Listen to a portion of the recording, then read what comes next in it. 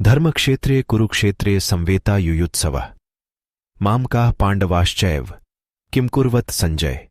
अर्थात सत और असत के विवेक रूपी नेत्रों से रहित धृतराष्ट्र बोले, सत और असत के विवेक रूपी दिव्य नेत्रों वाले, हे संजय, धर्मभूमि कुरुक्षेत्र में एकत्रित युद्ध की इच्छा वाले मेरे और पांडु के पुत्रों ने क्या किया। दृष्टवा तु पांडवानिकम व्यूढ़म दुर्योधनस्तदा आचार्यमुपसंगम्य राजा वचनम ब्रवीत डाके।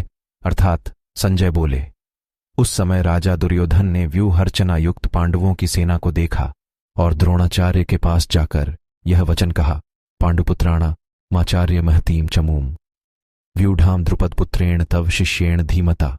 अर्थात हे आचार्य, आपके बुद्धिमान शिष्य द्रुपदपुत्र धृष्टद्युम्न द्वारा व्यूहाकार खड़ी की हुई पांडुपुत्रों की इस बड़ी भारी सेना को देखिए। शूरा महेश्वासा भीमार्जुन समायुधि युयुधानो विराटश्च द्रुपदश्च महारथा धृष्टकेतुश्च कितानः काशीराजश्च वीर्यवान् पुरुजित कुंतीभोजश्च शैब्यश्च नरपुंगः युद्धामन्युश्च विक्रांत उत्तमौजाश्च वीर्यवान् सौभद्रो द्रौपदेयाश्च सर्वेव महारथा।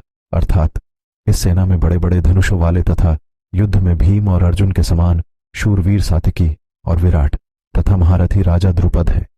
धृष्टकेतु और चकितान तथा बलवान काशीराज, पुरुजित, कुंतीभोज और मनुष्यों में श्रेष्ठ शैब्य, पराक्रमी युद्धामन्यु तथा बलवान उत्तमौजा, सुभद्रा पुत्र अभिमन्यु एवं द्रौपदी के पांचों पुत्र, ये सभी महारथी हैं। ओच्ची अस्माकं तु विशिष्टा ये तान् निबोध द्विजोत्तम नायिका मम सैन्यस्य संझार्थम तान् ब्रवीमीते।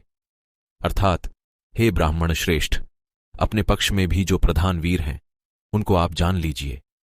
मेरी सेना के जो सेनापति हैं आपकी जानकारी के लिए उनको बतलाता हूं। भवान भीष्मश्च कर्णश्च कृपश्च समितिंजया अश्वत्थामा विकर्णश्च सौमदत्तिस्तथैव च अन्ये च बहवः शूरा मदर्थे त्यक्तजीविता नाना शस्त्र प्रहरणा सर्वे युद्ध विशारदा।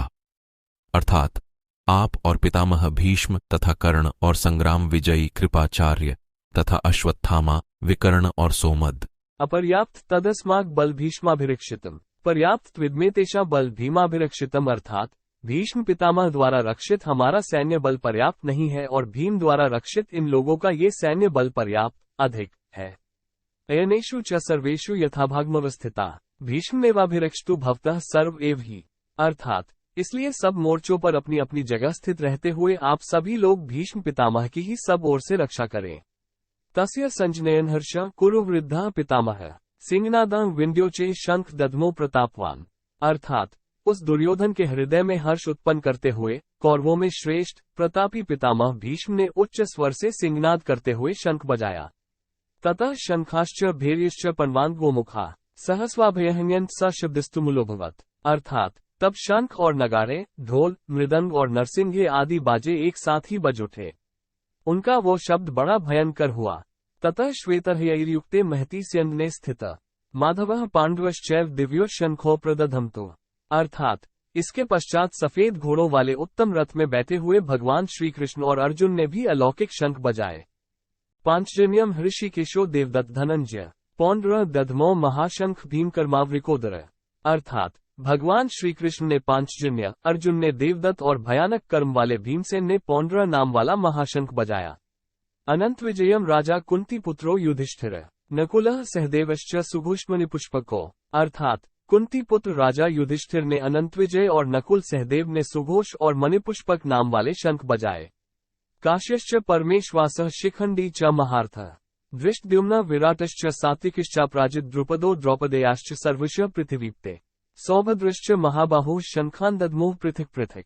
अर्थात हे राजन, श्रेष्ठ धनुष वाले काशीराज और महारथी शिखंडी एवं धृष्टद्युम्न, राजा विराट और अजेय सात्यकी, द्रुपद एवं द्रौपदी के पांचों पुत्र और बड़ी भुजाओं वाले सुभद्रा पुत्र अभिमन्यु ने पूरी तरह से अपने अपने शंख बजाए। स घोषो धार्तराष्ट्राना हृदयानि व्यदारयत् नभश्च पृथ्वी चैव तुमुलो व्यनुनदैन। अर्थात उस भयानक शब्द ने आकाश और पृथ्वी को भी गुंजाते हुए धृतराष्ट्र के पुत्रों के हृदय विदीर्ण कर दिए। अथ व्यवस्थितान दृष्ट्वा धार्तराष्ट्रान कपिध्वज।